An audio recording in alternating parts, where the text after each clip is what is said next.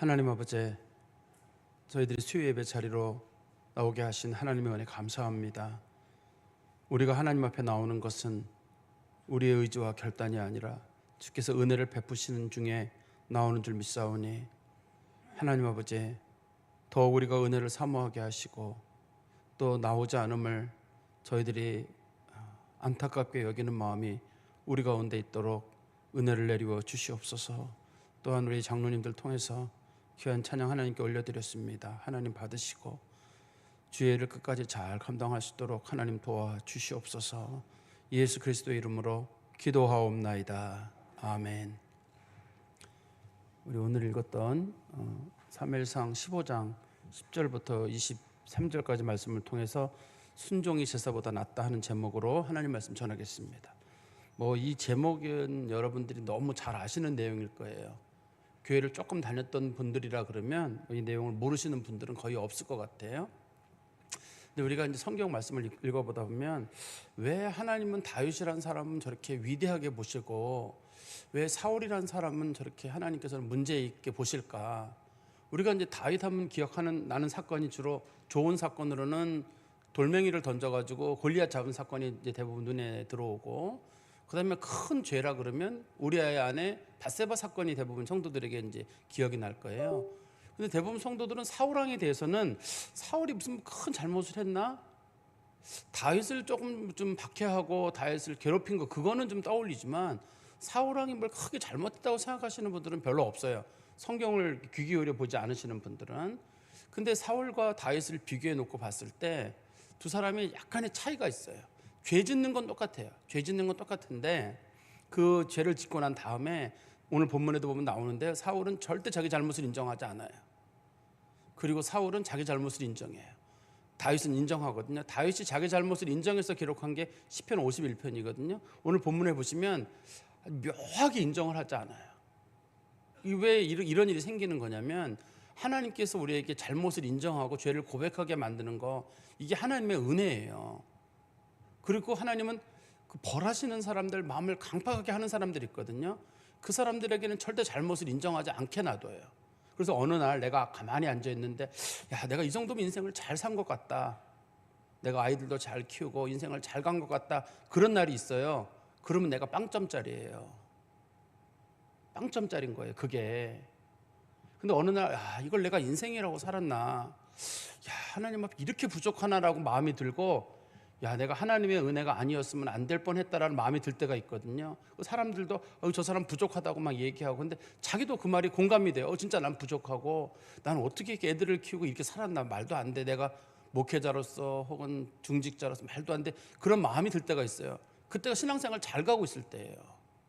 그래서 신앙생활을 잘하는 사람들의 특징은 뭐냐면 내가 죄인 중에 괴수다, 내가 진짜 제일 문제다라는 게 가슴에 와닿는 사람이고, 신앙생활 잘 못하는 사람은 아무개가 죄인 중에 괴수다 이렇게 보일 때가 있어요. 정말 저 사람은 문제다 그렇게 보일 때가 있고, 그때가 신앙생활을 잘 못할 때예요. 이게 우리가 신앙의 역설이라고 할 수 있을 것 같은데요. 근데 본문을 보시면 그런 내용들이 좀 언급이 되어 있는데, 제가 앞에 나와 있는 내용을 조금 좀 정리해서 한번 다시 말씀드리면, 하나님께서 사무엘을 통해 가지고 사울 왕에게 다시 한번 기회를 주라고 했어요. 왜냐하면 사울이 한번 이미 블레셋과의 사건이나 이런 사건을 통해 가지고 한번 큰 실수를 범했거든요. 하나님께서 분명히 7일을 기다리고 네가 제사를 절대 드리지 말라고 했는데 사울이 그걸 못 지키게 되고 자기가 하나님 앞에 제물을 드린 사건이 있었거든요. 그래서 하나님께서 사울을 버린다 이런 얘기가 이미 이제 벌써 있었어요. 그런데 하나님께 또 한 번 기회를 주셔가지고 이번엔 한번 아말렉 족속을 네가 멸해봐라, 아말렉 족속을 멸하라고 했는데, 그러면서 하나님께서 이번에는 사울이 어떤 태도를 보이는가를 보시려고 그걸 시험하시는 그런 과정이거든요. 그래서 사울이 이제 군대를 모았더니만 군대가 21만 명이에요. 그 사람들하고 힘을 모아가지고 이제 유다 남쪽 지역에 있는 아말렉 사람들을 공격해가지고 아말렉 사람들을 많이들 죽였습니다. 그때 죽이기 전에 하나님께서 뭐라고 명령하셨냐면 진멸하라고 했어요. 제가 좀 히브리어긴 한데도 여러분들의 머릿속에는 좀 담아둘 필요가 있는 표현인데요. 진멸이라는 말이 우리나라 말로 이렇게 완전히 죽여라 이런 뜻이지만, 히브리어로는 이걸 헤렘이라고 해요. 헤렘이라고 하는 말은 사람이든 동물이든 물건이든 하나도 남겨두면 안 돼요. 내가 생각해 봤을 때 야, 요거는 내가 남겨도 되겠다. 뭐 진멸하라고 했는데 사람은 죽이는데 물건은 내가 남겨둔다. 이것도 안 돼요. 사람이든 동물이든 물건이든 하나님께서 해렘을 해라, 진멸하라라고 말하면 다 처리를 해야 돼요. 그런데 성경에 보니까 사울이 어떻게 했냐면 이 당시에 그 아말렉의 왕이었던 아각은 안 죽였어요. 그리고 동물들 중에 쓸모없는 것, 무가치한 것들 이런 거는 다 죽였어요. 사람도 다 죽였어요. 물론 아말렉 족속이 완전히 멸해진 건 아닙니다. 아말렉 족속이 완전히 멸해지는 건 히스기야 왕 때 일이거든요. 근데 어떻든 간에 그 지역에 살고 있는 그 이집트랑 이스라엘이 만나는 그 지역 쪽에 살고 있던 아말렉 족속들 일반 사람들은 다 죽였어요. 그런데 아각만 하나 안 죽였어요. 왜 안 죽였냐면 어차피 죽일 거예요. 이 사람을 죽이긴 죽일 건데 어떻든 끌고 가가지고 이스라엘 사람들 앞에서 모욕을 보이고 이제 그리고 죽이려는 생각인 거거든요. 그리고 동물들도 좋은 동물들은 안 죽였어요. 왜 안 죽였냐면 이거는 나중에 하나님 앞에 제물로 바친 후에 죽이고 하나님 앞에 가서 제물로 바칠 거예요. 어차피 죽일 건 죽일 건데 지금 아니라 나중에 하나님께 드릴 거예요. 그런 생각을 자기가 가졌던 거예요. 그래서 하나님께서 해렘을 하라고 명령을 내리셨는데 사울이 그걸 하질 않았어요. 근데 오늘 본문에 보면은 우리 이렇게 돼 있죠. 10절에 보세요. 그거 연결돼서 10절에 나오는 말인데 여호와의 말씀이 사무엘에게 임하니라 이러시되. 지금 요 말씀이 기록된 요 당시에는 지금 그 사울 왕은 어디에 있냐면 아말렉과 전쟁을 벌이고 있는 그 장소에 있어요. 거기서 사울이 전쟁을 하고 난 다음에 이제 자기가 살고 있던 곳이 길갈이거든요. 길갈이라는 곳으로 이제 가고 있는 중이에요. 지금 가고 있는 중인데 하나님께서 사무엘을 불러가지고 사울을 만나라. 그 당시 사무엘은 어디 있었냐면 우리 34절에 보면 나오거든요. 34절에 보면 사무엘이 사울을 만난 다음에 자기 집으로 돌아갔다 이렇게 돼 있어요. 자기 집이 라마예요.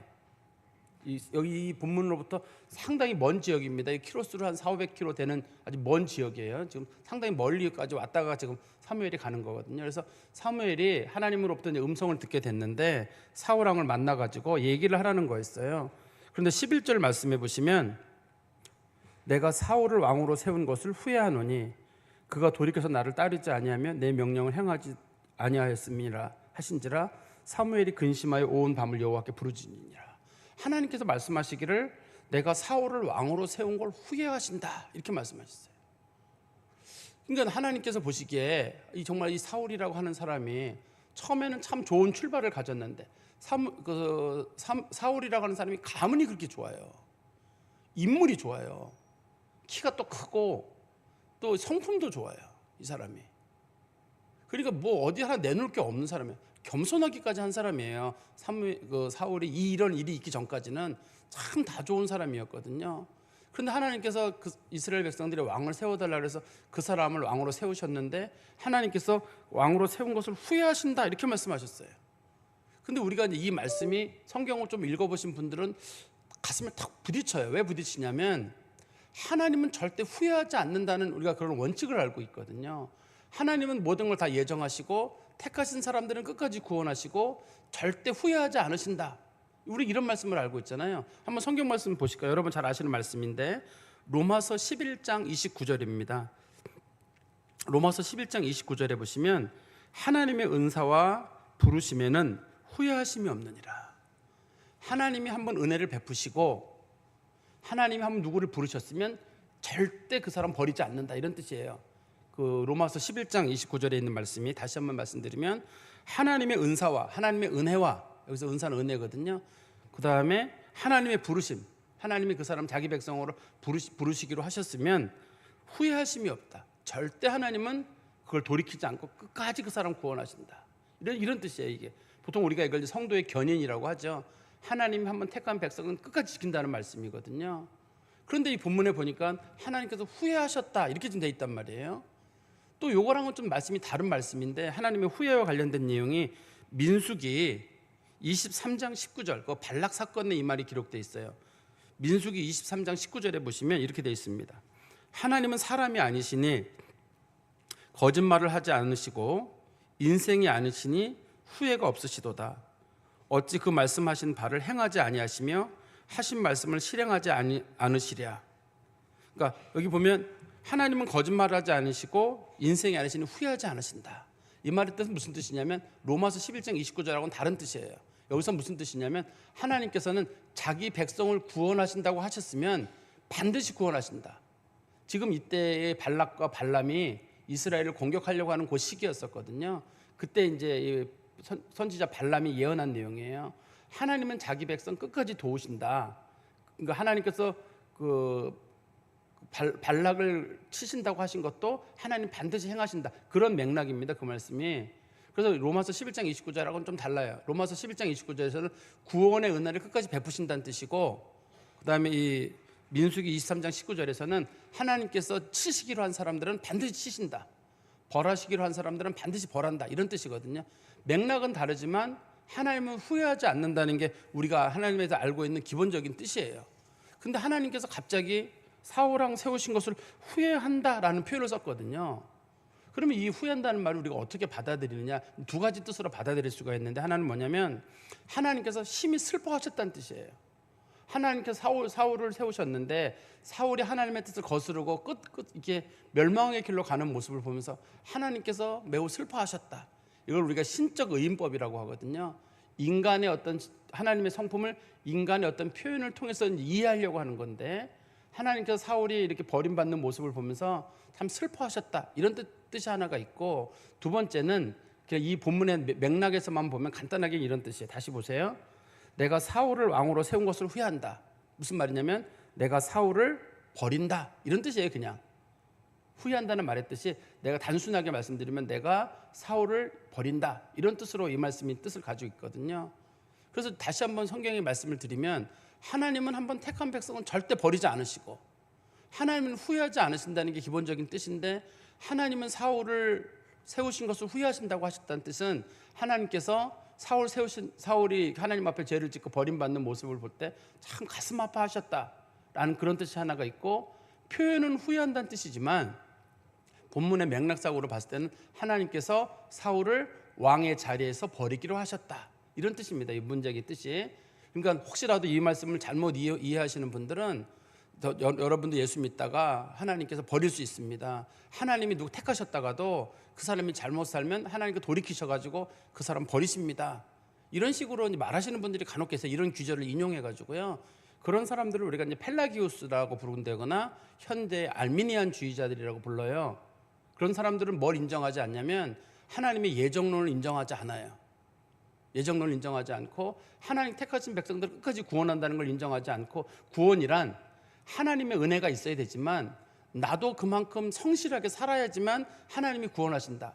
내가 만약에 끝까지 믿음을 잘 지키지 못하거나 내가 성실하지 못하면 하나님이 우리를 얼마든지 버릴 수 있다. 이렇게 가르치는 분들이에요.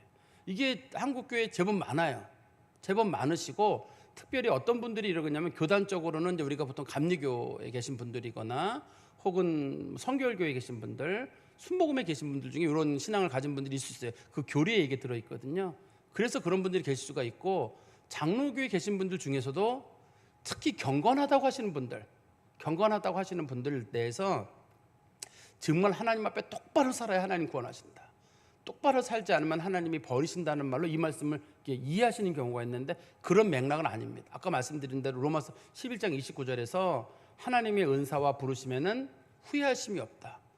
로마서는 어떤 내용이냐면 여러분 많이 부족해도 그리스도 안에서 택하신 백성들 절대 버리지 않습니다라는 그런 내용을 담고 있거든요. 그래서 하나님께서 인간처럼 후회하신다는 내용은 아닙니다. 이 본문에서. 근데 이 본문에서 또 어떤 분들은 그러면 사울을 하나님께서 세우신 걸 후회하시니까 사울 지옥 갔겠네요. 여기서 지옥 갔다는 내용을 추론할 수가 없어요. 어떤 분들은 쉽게 자꾸만 그 얘기를 꺼내드리는 거예요. 그러니까 결국 사울이 지옥 간 거죠. 지옥 간지 않는지 몰라요. 우리는 여기서는 왕의 자리에서 내려가게 했다 이런 뜻인 거지, 그 사람이 지옥 갔다는 말을 쉽게 이렇게 쓰는 내용은 아닙니다. 이 본문의 맥락이. 그 사람 하나님께 버림받았다 그러면 그 사람 지옥 갔다, 그렇게가 아니라 사울이 왕의 자리에서 물러나게 됐다는 뜻인 거고, 이제 향후는 그 사람이 왕의 자리에 있지만 하나님은 사울을 이제부터 왕으로 인정하지 않아요. 사울은 왕이에요. 이 일이 있고 나서도 사울은 꽤 긴 시간 동안, 적어도 이 사건이 있고도 적어도 한 성경적인 내용으로 봤을 때 한 15년, 그 이상 기간 동안은 사울이 왕으로 있거든요. 왕으로 있지만 그래도 하나님은 사울을 이제는 왕으로 인정하지 않으신다는 그런 내용이 거기에 담겨 있습니다. 그래서 이 얘기를 듣고 11절 끝에 보시면 사무엘이 근심하여 온 밤을 여호와께 부르짖으니라. 사울이 근심했단 말은 뭐냐면 너무 괴롭고 마음이 아픈 거예요. 자기가 안수해서 세운 사람이잖아요. 그리고 사울이란 사람의 처음을 알잖아요. 그렇게 가문 좋은 사람, 그렇게 좋은 사람이 없어요. 인물이나 성품이나 모든 면에서, 겸손이나 모든 면에서 봤을 때 하나 뒤처짐이 없는 사람인데 그 사람이 불과 몇십 년 사이에 이 모습이 돼버린 거잖아요. 그리고 그냥 다른 사람이 세웠다가 아니라 이건 자기가 하나님 앞에 특별히 이렇게 그 은혜 받아가지고 기름 부어서 세운 사람인데 그 사람이 이런 모습으로 갈 때 이 사무엘이 괴로워가지고 밤새 하나님께 기도하는 거예요. 아마 기도의 내용은 그런 걸 거예요. 하나님이 돌릴 수 없습니까? 이 뜻을. 그래도 이스라엘의 첫 번째 왕인데 하나님께서 이 사람의 뜻을 돌릴 수 없습니까? 하는 게 아마 그게 이제 사무엘의 그 기도의 내용이 아니었을까. 또 하나님의 마음을 돌이키고 싶어하는 그런 내용이 아니었을까 싶습니다. 그런데 12절에 가보시면 그게 아무 의미가 없게 됩니다. 사무엘이 사울을 만나려고 아침 일찍이 일어났더니 이제 이렇게 해서라도 가서 사무엘이 사울의 마음을 좀 돌리고 싶은 거예요. 지금이라도 너 돌이켜라. 이 얘기를 하려고 이제 아침 일찍 간 거예요. 거리가 멀다 그랬죠 아까요. 라마라고 하는 곳에서 지금 이 전쟁이 일어났던 곳까지 상당히 수백 킬로 되거든요. 그만큼 내려와야 되기 때문에 자기가 아침에 일찍이 출발한 거예요. 가가지고 빨리 가서 내가 사울의 마음을 돌이켜야 되겠다. 그래서 일찍 일어났는데 어떤 사람이 사무엘에게 말하여 이르되 사울이 갈멜에 이르러 자기를 위하여 기념비를 세우고 발길을 돌려 길갈로 내려갔다 하는지라. 지금 여기 그 아말렉 족속과 싸웠던 그 지역 이스라엘 남부 지역까지 가실 필요 없습니다. 사울 지금 저기 자기 그 성이 있는 길갈로 갔습니다. 근데 가는 길에 중간에 갈멜이라고 하는 곳에서 기념비를 하나 세워놓고 갔답니다. 이런 내용을 누가 보고를 한 거예요. 그러면 이제 여기서 말하는 갈멜은 우리가 지난번에 그 나발 사건이라고 있었잖아요. 그 다윗이 음식을 달라고 할 때 음식을 주지 않아 가지고 그때 그 다윗이 화가 나 가지고 죽이려고 했던 그 마온 사람 나발이라고 하는 사람이 있거든요. 그게 목장이 있는 곳이 갈멜이거든요. 성경에는 갈멜이 두 개예요. 우리한테 흔히 알려져 있는 갈멜은 뭐냐면 엘리야와 갈멜산 할 때 그 갈멜이 있어요. 그거는 이스라엘 북쪽에 바닷가에 있는 조금 툭 튀어나온 산, 우리나라 그저 포항 이렇게 툭 튀어나온 것처럼 튀어나온 곳이 있거든요. 거기 있는 것이 갈멜산인데 그거랑은 다르게 요거는 유다 지파에 속한 갈멜이에요. 마온 옆에 있는 갈멜이에요. 근데 사울이 지금 전쟁을 끝나고 가던 길에 중간에 기념비를 세웠어요. 그러니까 자기가 지금 아말렉과 전쟁을 했는데 전쟁을 크게 승리했잖아요. 그 승리를 너무 기뻐가지고 비석을 하나 세워놓고 돌아간 거예요. 그런데 이게 이스라엘 역사상 처음 있는 사건이에요. 나중에도 없어 이 사건은. 이스라엘에서는 전쟁에 승리하면 하나님께 감사의 제단을 쌓는 일은 있어요. 아무리 못된 왕도 이거 내가 했습니다라고 하는 차원에서 기념비를 세우는 일은 없어요. 지금 사울의 마음속에 교만한 마음이 생긴 거예요. 이미 그가 돌이킬 수 없는 어떤 그런 상황을 지나가서 그가 이게 하나님이 진멸하라고 했는데 못했으면 뭐 돌이켜야 그래 되는데 그게 아니라 자기가 아말렉을 완전히 멸하고 그들의 노량모를 챙겨서 돌아갈 때 기분이 좋으니까 이거를 어쨌든 이겼다는 전승비를 남겨야 되는 거잖아요. 그래서 전승비를 하나 남겨둔 거예요. 근데 하나님 앞에는 절대 하나님이 하셨다가 기본적인 전제거든요. 근데 사울이라고 하는 사람 볼 때는 야 이거 이렇게 내가 큰 승리를 거두었는데 이거 기록에 남겨야 되잖아요. 옛날엔 사람들이 종이에다 뭐 쓰는 거 아니니까 주로 돌멩이에다가 뭘 기록한다든지 아니면 돌멩이 하나 세워두는 거란 말이에요. 아니 뭐 그 정도가 뭐 큰 문제가 있나 싶었는데 그 전쟁의 승리를 자기가 했다고 생각한 거예요. 성경에 보면은 이 기념비를 세운 사람이 사울이 하나가 있고 사무엘하 18장 18절에 보시면 압살롬이 세운 기념비가 있어요. 압살롬이 세운 기념비는 왜 기념비를 세웠냐면 그 압살롬이 다윗의 셋째 아들이거든요.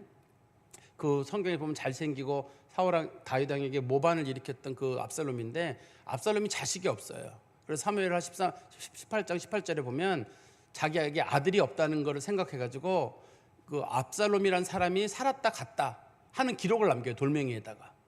아들이 없기. 보통 이제 아들이 있으면 사람들이 저 사람이 압살롬의 아들이다. 저 사람이 압살롬의 손자다 이렇게 할 거 아니에요. 근데 아들이 없어지면 대가 끊어지잖아요. 그럼 사람들이 압살롬이 살았다 간 거를 모르니까 압살롬이 그게 슬퍼가지고 자기를 위해서 압살롬 살았다 갔습니다라는 기념비를 하나 남기는 게 있거든요. 근데 그거는 요거랑은 다른 차원의 기념비예요. 다른 차원의 기념비인데 하나님께서는 절대 사람이 자기를 높이지 못하도록 해놓으셨는데 이게 지금 사울이 자기를 위한 기념비를 하나 세워둔 거예요. 사람들이 자기를 알아주기를 바라고, 그래서 개전의 여지가 전혀 없는 거예요. 이런 상황까지 가면. 아까 말씀드린 하나님이 진멸하라고 했는데 진멸도 하지 않아요. 그중에서 몇 개 이렇게 빼놓는 거고, 좋은 것들은 빼놓는 거고, 그것도 또 기념비까지 남긴 사건인데, 이게 이제 사울 왕이 하나님 앞에 버림받는 아주 그런 직접적인 사건이 되는 거예요. 그래서 우리 그리스도인들은 다른 사람들과 달라요. 다른 사람들은 자기 PR도 하죠. 나는 어디서 공부했다, 나는 어떤 훌륭한 일을 했다, 나는 뭐 교회를 몇 개 세웠다, 나는 선교를 했다, 막 이런 것들을 세상 사람들은 할 수 있어요. 근데 교회는 안 돼요. 교회는 사람들이 그래도 저한테 누가 얘기하기를 목사님 이거 하지 않으셨습니까 할 때 혹시라도 제 마음속에 맞아요, 제가 뭐 선교도 하고 제가 뭐 교회도, 이런 얘기가 들어가면 벌써 영광을 우리가 취하는 게 돼요. 그 그리스도인들은 그 영광을 조금 더 취하면 안 돼요. 혹시라도 사람들이 얘기할 때 그래 그래도 내가 한 건 내가 한 거지, 이런 마음이 들면 벌써 그게 인생이 점수가 빵점짜리로 가는 거예요. 제가 아까 말씀드렸잖아요. 첫 번째 점수가 낮은 사람들, 신앙의 점수가 낮은 사람들은 뭐냐면 내가 인생을 잘 살았다는 생각이 들고 내가 이 정도면 자녀들 잘 키우고 큰 문제 없이 하나님 감사하다 이런 마음이 들 때가 있다니까요. 그때가 점수가 아주 낮을 때예요. 거기다가 내가 뭔가 중요한 걸 남겼다는 생각이 들 때가 있거든요.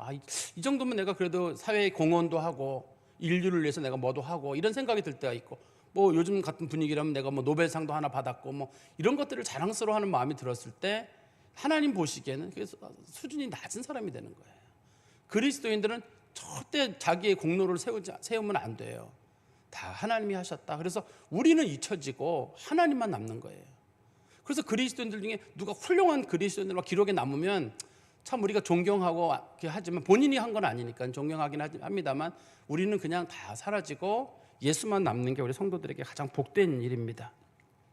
그리고 13절에 사무엘이 사울에게 이른즉 사울이 그에게 이르되 원하건대 당신은 여호와께 복을 받으소서, 내가 여호와의 명령을 행하였나이다 하나.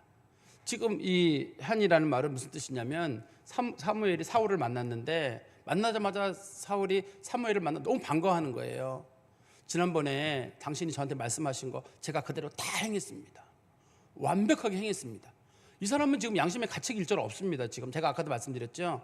이게 하나님께서 은혜를 베풀 자들에게는 회개의 은혜와 죄를 고백할 수 있는 기회를 줘요. 깨달을 수 있는 기회를 줍니다. 그런데 하나님께서 버리시는 사람들은 그 깨달음의 기회가 안 주어져요. 내가 잘한 것만 기억나고 잘못한 게 기억이 나지가 않는 거예요, 이게.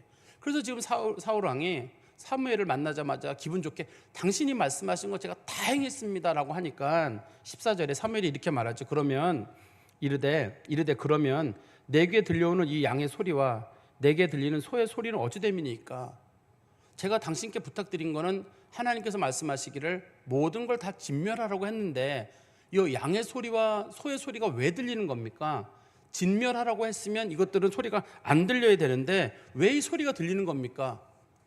정말 진멸한 거 맞습니까? 라고 말을 하니까 우리 15절에 사울이 이르되 그것은 무리가 아말렉 사람에게서 끌어온 것인데 제가 끌고 온 게 아니라 다른 사람들이 끌고 온 겁니다. 제가 이걸 한 건 아니고, 여기서 무리란 말은 뒤에 가면 이제 백성이란 말로 나오거든요. 우리 성경 말씀에 보시면 21절에 한번 보시죠. 21절에 보시면 다만 백성이 그 마땅히 멸할 것 중에서 가장 좋은 것으로 길갈에서 당신의 하나님 여호와께 제사하려고 양과 소를 끌어왔나이다 하는지라. 이 백성이라는 말과 위에 무리라는 말이 아마 같은 단어일 거예요. 문맥상으로는. 제가 그런 게 아니라 백성들이 끌고 왔어요 라면서 하는 말이 15절에 보십시오. 백성이 당신의 하나님 여호와께 제사하려 하여 양들과 소들 중에서 가장 좋은 것은 남기며 그 외의 것들은 우리가 다 진멸하이다. 다 진멸하고 다 진멸했습니다. 그런데 하나님께 드릴 것 좋은 것만 몇 개 남겨놨습니다. 이런 식으로 좀 얘기를 한 겁니다. 그러니까 지금 사울이 생각하기에 뭐라고 한 거냐면 내가 나도 그렇고 지금 무리들도 그렇고 내가 허락을 한 거잖아요. 가져오도록 허락을 한 건데 이걸 허락을 한 이유는 다 진멸하지 않고 사람들이 소와 양을 가져왔는데 그걸 내가 허락한 이유는 하나님께 드린다고 해서 내가 이거 허락을 한 것뿐입니다. 근데 또 사실 저는 사울왕을 통해 얘기를 들었지만 백성들은 못 들었잖아요. 그러니까 그 사람들은 모르는 거, 그 사람들은 그냥 가져왔는데 저는 허락했습니다. 그러니까 그 사람들이 가져온 거 뭐라고 하지 마세요. 모르고 그랬습니다. 단지 그들이 설령 이제 알고 했든 모르고 했든 간에 그들의 목표 자체는 제일 좋은 걸 하나님께 드리려고 한 겁니다. 그러니 이해해 주십시오. 지금 이제 자기의 생각과 하나님의 생각이 부딪히죠.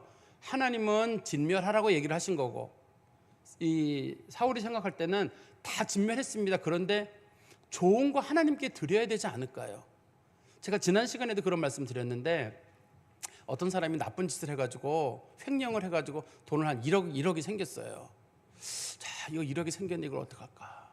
자, 11조를 먼저 하나님께 드려야 되겠다. 1,000만 원을 해가지고 11조를 하나님께 드렸어요. 이렇게 하면 안 됩니다. 이거를요. 그래도 11조는 하나님께 드려야죠. 나쁜 짓에 좋은 짓은 안 돼요. 아니 그래도 그럼 안 드리고 떼먹는 것보다는 이왕이면 떼먹고 내가 그러면 그 횡령한 것도 문제고 거기다가 이 11조까지 안 내고 그건 아니죠. 적어도 내가 하나님 앞에 최소한 11조는 내야죠. 지금 이게 그런 마음인 거거든요. 지금 자기가 욕심이 있는 거야. 욕심은 뒤에 보면 하나님께서 얘기하거든요. 너 진짜 욕심이 컸다. 실제로는 하나님께 바칠 마음도 없고 탈취하라는 게 진짜 마음이면서도 겉으로만 이렇게 뭐 하나님께 드린다고 했다는 하나님 지적을 하세요. 지적을 하시지만 이 사람의 입장은 뭐냐면 그래도 내가 볼 때는 그걸 다 내가 횡령하고 쓰느니 일부는 하나님께 드리는 게 좋은 거 아닌가요? 어떠세요? 여러분들 보시기에는 그냥 1억 다 혼자서 횡령해가지고 먹는 게 더 나쁜 사람인가요? 그래도 10분의 1은 하나님께 드리는 사람이 나쁜 사람인가요? 똑같아요. 둘 다 나빠요. 둘 다 하나님 앞에 안 되는 일이에요. 그래 둘 중에 누가 더 나쁜가요? 두 놈 다 나빠요. 두 놈 다 나빠요. 하나님께서는 돈을 드릴 때는 정직하게 드리라고 했고 그래도 돈 버는 일이 정직해야 되고 그게 깨끗한 돈이어야 되고 부정한 거 가지고 교회 내가 그래도 이 돈 부정한 방법이 큰 돈 해가지고 내가 우리 교회 뭐 한 100억이 생겨 이거 성전 건축했습니다. 그렇게 하지 마세요. 복도 안 되고 교회도 은혜가 안 돼요. 그래도 목사님 교회가 돈이 필요한데 제가 한번 100억이 아니라 1000억도 안 돼요. 그렇게 하는 거 아니에요. 지금 이제 사울이 똑같은 경우잖아요. 하나님은 그거 부정한 거 하지 마라. 다 치워버려라. 없애라 했는데 그래도 하나님 좋은 일에 쓰면 좋은 거 아닌가요? 부정한 방법으로 모았다 하더라도 이걸 우리가 하나님께서 다 멸하라고 했지만 그래도 그걸 가져다가 제물로 바쳐서 그중에 제일 좋은 건 하나님께 드리면 좋은 거 아닌가요? 라고 얘기를 하는 거잖아요. 지금 우리 상식 내에서도 흔히 들어있는 거죠. 설령 그게 나쁜 짓이라 하더라도 그래도 내가 목적이 선하면 되는 거 아닌가요? 이렇게 얘기하는 거예요. 성경에서는 목적이 선하든 목적이 악하든 안 돼요. 하나님 말씀에서 벗어나는 건 안 돼요. 오늘 본문의 제목이 순종이 제사보다 낫다는 게 있잖아요. 순종이라는 말은 하나님 말씀하신 거 그대로 드리는 거예요. 차라리 돈을 못 드리면 돼요. 헌금이 없으면 못 내면 되는 거죠. 11조 안 내면 어때요? 돈이 없는데 못 내는 걸. 그걸 누가 뭐라 그래요? 부정한 방법으로 그렇게 하는 거 옳지 않아요. 그래도 그걸 가지고 내가 그 돈이 수십억이 생겼는데 그거로 내가 교회를 하나 세워가지고 그렇게 교회 세우면 안 된다니까요. 그런 돈으로.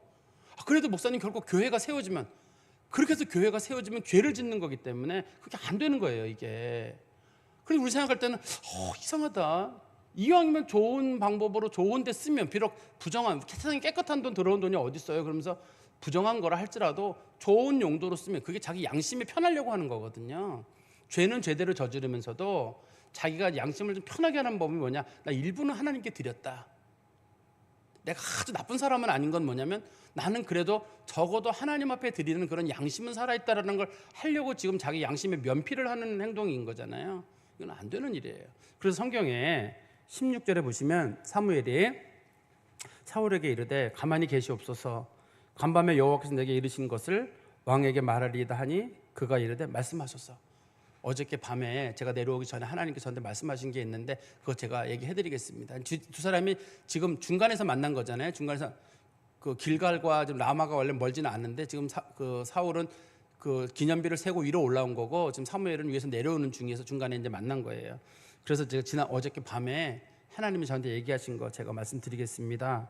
하고서 17절에 보십시오. 사무엘이 이르되 왕이 스스로 작게 여길 그때 이스라엘의 지파의 머리가 되지 아니하셨나이까. 거기 보면은 그 사무엘상 9장 21절에 하나님께서 사울을 왕으로 세우실 때 사울이 뭐라 그랬냐면 한번 사무엘상 9장 21절에 보세요. 사무엘상 9장 21절에 보시면 사울이 대답하여 이르되 나는 이스라엘 지파의 가장 작은 지파 베냐민 사람이 아니니까 또 나의 가족은 베냐민 지파 모든 가족 중에 가장 미약하지 아니하니까 당신이 어찌하여 내게 이같이 말씀하시나이까 하니. 사무엘이 네가 이스라엘의 왕이 될 거라고 하니까 저희 지파가 제일 작아요. 사실 왜 그 베냐민 지파는 왜 작냐면 사사기에서 그 부정한 방법을 저질러 가지고 600명 남고 전멸한 사건이 있었잖아요. 베냐민 지파가. 사람 숫자가 적어요. 거기다가 이 사울의 그 집안이 전부 이제 유명한 군인 가문이거든요. 그렇지만 사울은 자기네 집안을 설명하기를 우린 집안도 초라합니다. 이런 식으로. 우리로 말하면 이렇게 보시면 돼요. 다들 저는 양반입니다 할 때 저는 종놈입니다. 저는 쌍놈입니다. 이런 식으로 겸손하게 이렇게 얘기하는 건 똑같다고 보시면 돼요. 사울이 말하기를 저는 집안도 초라하고 다 부족합니다. 하니까 하나님께서 그를 왕으로 세우신 거거든요. 그런데 17절 중간에 보시면 여호와께서 왕에게 기름을 부어 이스라엘 왕을 삼으시고 그런데 하나님께서 당신을 왕으로 세우셨는데 지금은 왜 그러는 거예요? 그때는 그렇게 겸손했는데 이제 왕이 되고 난 다음에 왜 바뀌셨습니까? 당신이 그토록 겸손할 때는 하나님이 당신을 세워서 이스라엘의 머리가 되겠다고 하셨는데 머리가 되고 나니 왕이 되고 나니 왜 그렇게 하십니까? 18절입니다. 또 여호와께서 왕을 길로 보내시며 길로 보내신다는 말은 사명을 준 거예요. 아말렉 족속을 멸하라는 거. 이 길로 보낸다는 말이 사명을 준다는 뜻입니다. 그래서 하나님께서 당신을 아말렉 족속을 멸하라고 사명을 주셨을 때 이르시기를 가서 죄인 아말렉 사람을 진멸하되 다 없어지기까지 치라 하셨거늘. 하나님께서 아말렉을 하나님의 그 원수 혹은 죄인이라고 불렀기 때문에 제가 지난 시간에 말씀드렸죠. 하나님께서 이스라엘 백성들에게 누구를 진멸하라 할 때 하나님께서 인간을 소중히 여기지 않거나 무슨 뭐 인간의 윤리를 가볍게 여기거나 생명을 경시 여겨서 다 죽여라, 흔적을 남기지 마라, 잔인하게 밟아버려 이런 뜻으로 하는 건 아닙니다. 하나님은 천지의 주관자이기 때문에 하나님은 죄인에 대해 하나님은 심판할 수 있는 권한이 있거든요. 하나님은 심판하시는 거예요. 지금 아말렉을요. 이거는 윤리적으로 타당한 겁니다. 이게 왜냐하면 죄인을 그냥 놔두면 안 되거든요. 반드시 하나님은 그 선악간에 심판하실 권한이 있기 때문에 하나님께 심판하시는 거지. 그래서 아말렉을 멸하라고 하는 거예요. 가나안 7족속도 마찬가지예요. 가나안 7족속을 하나님 멸하라고 하신 이유는 그들이 가나안 땅에 이스라엘 백성들이 갔을 때 가나안 족속들이 자기 자식들을 막 신에게 바치고 이런 일들이 있었어요. 그 고대 근동에서 가나안에 살고 있던 원래 원주민들이 제일 악한 사람들이에요. 자기 자식, 자기 부모도 막 불에 태워 죽이는 그런 시대였거든요. 그래서 하나님은 그거 가만 놔두면 너희들 물듣는다. 저놈들은 반드시 죽여라. 인간으로서 가치가 없다고 보신 거예요. 자기 자식 죽이고 부모 죽이는 그 가나안 사람들을 어떻게 하나님이 허락을 해요? 그래서 이스라엘 백성들을 데려다가 가나안 사람들을 치라고 했는데 이스라엘 백성들이 가나안 사람이 너무 세서 치다가 말았어요, 중간에. 그래서 하나님께서 이스라엘 백성들에게 또 벌을 내시는 거예요. 내가 하라고 했는데 그거 왜 하지 않았느냐. 그래서 이스라엘 백성 전체가 가나안에 대한 그 진멸, 소위 헤렘이라고 불리는 걸 그걸 하지 못했거든요. 여기서도 지금 똑같은 사건이잖아요. 하나님께서 아말렉 사람들을 다 진멸하라고 했는데 너 하지 않았느냐. 19절입니다. 어찌하여 왕이 여호와의 목소리를 청종하지 아니하고 탈취하기에만 급하여 여호와께서 악하게 여기시는 일을 행하였나이까. 여기 설명이 나오죠. 사울은 뭐라 그랬냐면 백성들이 좋은 것을 하나님께 바치려고 남겨둔 것입니다 라고 하니까 하나님께서 거짓말하지 마. 욕심 때문이잖아. 이 탈취하기에만 급하다는 말의 뜻은 너 욕심 부려서 그런 거잖아. 그거 가지고 싶어서. 아각을 왜 안 죽였느냐. 데리고 끌고 가서 내가 이만큼 전쟁에 승리했다는 거 보여주려고.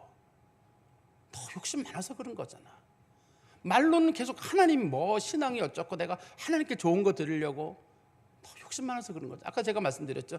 부정한 방법으로 우리가 돈을 모아서 하나님께 드리려고 할 때 너 그거 네 양심 편하려고 하는 거잖아. 그런 돈이 섞이면 안 되잖아요. 그런 돈이 섞이면 안 되거든요. 그런데 이게 그런 일을 행하는데 하나님 보시기에 말씀하시기를 탈취하게만 급하여 여호와께서 악하게 여기시는 일을 행하였나이까. 20절입니다. 사울이 사무엘에게 이르되 나는 실로 여호와의 목소리를 청종하여 여호와께서 보내신 길로 가서 아말렉 왕 아각을 끌어왔고 아말렉 사람을 진멸하였나이다. 저는 사실 아각 끌고 왔고요, 잡아왔고 아말렉 족속들 멸했습니다. 제가 할 건 했습니다. 그러나 21절에 다만 백성이, 제가 그런 게 아니라 백성이 그런 거예요. 백성이 그 마땅히 멸할 것 중에서 가장 좋은 것으로 길갈에서 당신 하나님 여호와께 제사하려고 양과 소를 끌어왔나이다 하는지라. 멸하지 않은 건 제가 아니라 백성들입니다. 그리고 그 사람들이 목적이 선합니다. 그 사람들이 그걸 가지고 하나님께 드리려고 그랬답니다. 하나님께서는 너 왜 욕심 부렸느냐, 백성들은 욕심 부렸냐니까 저는 욕심의 욕자도 모르는 사람입니다. 저는 평생 하나님께 다 드린 사람이고 아각을 끌고 와서 죽이고 다 했습니다. 그런데 동물들을 끌고 온 거는, 이거는 백성들이 끌고 온 거고, 그들이 끌고 온 것도 뭐라고 할 수 없는 것이 하나님께 드리려고 했다는데 제가 뭐라고 하겠습니까? 그래서 제가 허락한 겁니다. 그러니 책임을 묻는다면 백성들에게 물으시는데, 그러나 백성들에게 물으시지도 못합니다. 그 사람들의 의도가 얼마나 선합니까? 하나님께 좋은 거 드리겠다는데, 하나님께 좋은 거 드리는데, 제가 아까 말씀드렸죠, 우리가 부정한 방법으로 돈 1억을 모았는데 11절 드렸단 말이에요. 자기 마음속에 든든해요. 내가 그래도 우리 교회 11조 1등이야, 제일 많이 드렸어요, 하나님 앞에. 얼마나 기분이 좋은지 몰라요. 그게 어떻게 모았는지 뭘 했는지는 상관이 없어요. 내가 이번에 1등이야, 제일 많이 하나님께 드렸다는 생각이 드는 그 순간에 마음이 뿌듯하거든요. 그 돈을 부정한 방법으로 누군가를 횡령해 누군가를 힘들게 만들고 사기를 친 거였는데, 그게 어떻게 내가 해가지고, 사람은 모르잖아요. 이건 하나님만 아는 일이잖아요. 사람들은 아우 대단하다 이럴 수 있는데, 하나님 보시기에는 문제 삼는 수 있는 건데, 왜냐하면 자기 양심이 편하려고 하고 자기 양심을 속이려고 하는 거거든요. 그래서 사울왕이 지금 똑같은 일을 하고 있는 겁니다. 그리고 우리 22절에 보시면 사무엘이 이르되 여호와께서 번제와 다른 제사를 그의 목소리를 청종하는 것을 좋아하심 같이 좋아하시겠나이까. 순종이 제사보다 낫고 듣는 것이 순양의 기름보다 낫고. 여기 보면 똑같은 말이에요. 다 들려. 뭐냐면 여호와께서는 번제와 다른 제사를 드리는 것보다 그의 목소리 듣는 것 좋아하십니다. 이 말과 순종이 제사보다 낫다는 말과 듣는 것이 순양의 기름보다 낫다, 이거 다 똑같은 말이에요. 하나님께서는 하나님 말씀 순종하는 거 원한다, 그런 뜻이에요. 제발 뭐 기름을 하나님께 드린다, 번제를 하나님께 드린다, 좋은 곳에 쓰려고 그랬다, 그런 소리 하지 마라. 하나님이 원하시는 건 하나님 말씀대로 순종하는 거, 그걸 원하는 거예요. 그런데 이제 이 사람 입장에서는 왜 그랬냐면, 자기가 생각했을 때는 그래도 이거 자기가 볼 때는 이게 지혜로운 방법이에요. 그렇다고 그 동물을 다 죽여요? 너무 아깝잖아요. 그거를 다 버리고 잔인하게 죽여요? 어차피 죽일 거예요. 하나님께 번제 드리고 죽일 거거든요. 어차피 죽일 겁니다. 이제 조금 지나면 죽일 거거든요. 죽이긴 죽일 건데, 단지 하나님께 번제 드리고 죽이면 그거 누이 좋고 매부 좋고 도랑치고 가재 잡고 서로 좋은 거 아니에요? 어차피 죽일 거 하나님 앞에 드리고 드리면 제물도 되고 뭐도 되고. 근데 하나님께서는 내가 하나님 말씀 들으라고 했지, 언제 내가 기름 달라 그랬느냐, 내가 어찌 너희들에게 제물 달라 그랬느냐. 그러면서 하나님께서 화를 내시면서 하시는 말씀이 23절에 보십시오. 이는 거역하는 것은 점치는 죄와 같고 완고한 것은 사신 우상에게 절하는 죄와 같습니다. 여기 사신이라는 말이 우리나라 말로 오해를 일으킬 수 있는 말이에요. 사신, 그러면 우리는 사신 하나님, 그래서 살아있는 우상 이렇게 생각하기 쉬운데, 이 사자가 사악할 사자예요. 사악할 사자에 귀신 신자예요. 그러니까 악한 신에게 우상을 드린다, 그런 뜻입니다. 이 문맥의 뜻이.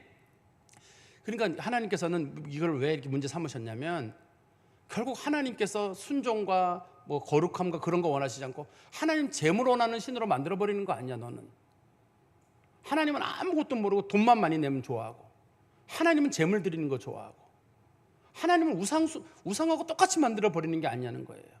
내가 하나님께 좋은 거 드렸습니다, 하나님 기뻐하십시오. 하나님께서 내가 언제 부정한 거 달라 그랬냐, 내가 언제 기름 달라 그랬느냐, 내가 언제 제사 드려 달라 그랬느냐. 하나님이 원하는 건 순종하고 하나님 뜻대로 사는 걸 원하시는 거지, 하나님이 언제 그거 좋아하시나요? 그 사람들이 그래도 하나님께 좋은 거 드리면 하나님께서 말씀하시기를 내가 우상이냐? 왜 나를 그런 싸구려 우상하고 비교하냐는 거예요. 우상들한테는 제물 바치고 기름 갖다 드리고 우상의 사제들이 그거 좋아하는데 하나님이 그런 거 좋아하는 분이냐? 왜 나를 그토록 모욕하냐는 겁니다. 너희들이 뭔데? 네가 뭔데 나를 그렇게 모욕하느냐? 그래서 하나님께서 이거를 지금 사울이 하는 행동을 우상 숭배로 보는 건 그것 때문이에요. 왜 하나님을 우상 취급하냐는 거거든요. 지금 사울은 이런 일을 하고 나서도 마음에 전혀 이렇게 마음에 갈등이 느껴지지가 않아요. 왜냐하면 자기가 봤을 때는 이게 너무 지혜롭고 너무 합리적이고 하나님 생각해서 한 거거든요. 자기가 볼 때는 백성들도 생각해 볼 때 실제로는요. 속마음은 아닙니다. 속마음은 다 욕심이 있는 건데 표면적인 이유로는 뭐냐면 그래도 하나님 이렇게 입만 열면 하나님 한 건데 하나님 보시기에 속마음을 아시는 분이 아주 좀 역겹다는 그런 식의 표현을 지금 쓰고 있는 거잖아요. 그래서 우리 23절에 보시면 왕이 여호와의 말씀을 끝부분입니다. 23절 끝부분에 왕이 여호와의 말씀을 버렸으므로 여호와께서도 왕을 버려 왕이 되지 못하게 하셨나이다. 하나님이 왕을 버리셨습니다. 지옥 같다는 뜻은 아닙니다. 이런 뜻이고 왕이 이제는 더 이상 왕의 자리에 있지 못할 겁니다. 이런 뜻이에요. 그런데 제가 아까 이거를 11절에서 내가 사울을 왕으로 세운 것을 후회한다. 요 후회한다는 말이 요 끝에 있는 말씀하고 비슷하다고 했잖아요. 후회한다는 말의 뜻이 우리나라 말로는 후회한다고 돼 있지만 문맥상으로 봤을 때는 23절 끝에 나오는 하나님께서 사울을 버렸다. 이게 문맥상으로는 앞뒤로 딱 맞는 표현이에요. 하나님께서 사울을 버리기로 하셨다. 이런 뜻이거든요. 그렇지만 이 후회한다는 말에 어떤 성경적인 맥락에 놓고 봤을 때는 하나님께서 저렇게 좋게 출발한 사람이 끝에 가서 저렇게 하는 모습을 보면서 상당히 가슴 아파했다는 그런 내용이거든요. 우리 성경 말씀 하나만 볼까요? 이사야서 1장 11절부터 17절입니다. 제가 봉독하겠습니다. 여호와께서 말씀하시되 너희의 무수한 재물이 내게 무엇이 유익하뇨? 나는 순양의 번제와 살찐 짐승의 기름에 배불렀고 나는 수송아지나 어린 양이나 순염소의 피를 기뻐하지 아니하노라. 너희가 내 앞에 보이러 오니 이것을 누가 너희에게 요구하였느냐? 내 마당만 밟을 뿐이라. 헛된 재물을 다시 가져오지 말라. 분향은 내가 가증히 여기는 바요. 월삭과 안식일과 대회로 모이는 것도 그러하니 성회와 아울러 악을 행하는 것을 내가 견디지 못하겠노라. 내 마음이 너희의 월삭과 정한 절기를 싫어하나니 그것이 내게 무거운 짐이라. 내가 지기에 곤비하였느니라. 너희가 손을 펼 때 내가 내 눈을 너희에게서 가리고 너희가 많이 기도할지라도 내가 듣지 아니하리니 이는 너희의 손에 피가 가득함이라. 너희는 스스로 씻으며 스스로 깨끗하게 하여 내 목전에서 너희의 악한 행실을 버리며 행악을 그치고 선행을 배우며 정의를 구하며 학대받는 자를 도와주며 고아를 위하여 신원하며 과부를 위하여 변호하라 하셨느니라. 이사야는 어떤 배경이 있냐면 사람들이 남의 거 훔치고 때리고 뺏어가지고 그거 하나님께 드린 거예요. 다른 사람은 못 쉬게 하고 자기는 쉬었어요. 안식일날 자기는 잘 쉬는데 자기네 집에 있는 종이나 이런 노비들이나 이런 품꾼들은 안 쉬게 했어요. 그러면서 하는 말이 하나님 저는 안식일 잘 지킵니다. 라기엔 하나님께서 참 위선 떨지 말라는 거예요. 부정한 돈을 왜 내게 가져오냐는 거예요. 내가 언제 돈 달라 그랬느냐? 내가 언제 재물 달라 그랬느냐? 내가 어떻게 그런 식으로 너희들에게 안식일 쉬라 그랬느냐? 너만 쉬고 남은 안 쉬게 하는 게 옳은 일이냐? 하나님께서 그걸 문제 삼으시는 거잖아요. 하나님이 원하시는 거는 그렇게 뭐 사람들이 드리는 재물, 돈 무슨 뭐 그런 거 원하는 게 아니잖아요. 하나님께서 원하시는 절기를 잘 지키는 그런 것도 아니에요. 하나님이 원하시는 건 그 사람이 부족하더라도 늘 하나님 앞에 순종하는 모습으로 살아가는 거예요. 순종하는 모습으로 살아가는 게 하나님이 제일 기뻐하시는 일입니다. 말씀의 결론을 맺으면 하나님의 말씀에서는 가장 기본이 순종이에요. 하나님의 말씀이 뭐라고 얘기했느냐를 잘 보셔야 돼요. 그런데 저도 목회자로서 우리가 현대의 교회를 볼 때 우리가 우리의 지혜로 하나님 말씀을 많이 바꾸는 것 같아요. 목사님 현실적으로 말이에요. 이거 요즘 시대에 안 맞습니다. 이거 바꾸시죠. 하나님의 뜻에는 좀 하나님의 뜻이 뭘 중요합니까? 현 시대에는 이게 안 맞습니다. 이건 바꾸시죠. 근데 제가 그렇게 할까요? 라고 얘기를 할 때 저도 동의하고 그분도 동의했지만 하나님 뜻에는 안 맞을 수가 있거든요. 우리끼리는 다 동의했어요. 그렇지만 하나님 보시기에는 너희들 왜 그랬느냐? 얼마든지 그럴 수 있잖아요. 아까 제가 말씀드린 그런 재물의 문제를 또 다시 한번 좀 끌어들인다 그러면 어떻든 간에 돈은 버는 건 버는 거고 갖다 버리는 것보다는 목사님 제가 이게 11절 드리는 게 옳을까요? 할 때 예, 그렇게 해서 드리죠. 그리고 나중에는 그렇게 하지 마세요. 일단 지나간 일이니 드리시고 자, 하나님께 드리시고 그렇게 해서라도 하면 좋습니다. 어떻든 간에 다음엔 그렇게 하지 마세요. 그러면 저도 좋고 그분도 그래 목사님께서 나를 또 해주셨으니까 이건 내가 드리고 다음엔 그러지 말아야지. 이렇게 하고 이제 서로 마음 편하거든요. 근데 성경에서는 그렇게 드리지 말라고 하거든요. 제가 그분들의 말을 쫓아가던 것도 안 되고 제 말 몇 마디에 서로 위로를 받아도 안 되고 하나님의 말씀의 원칙이 무엇인가 그게 제일 중요하잖아요.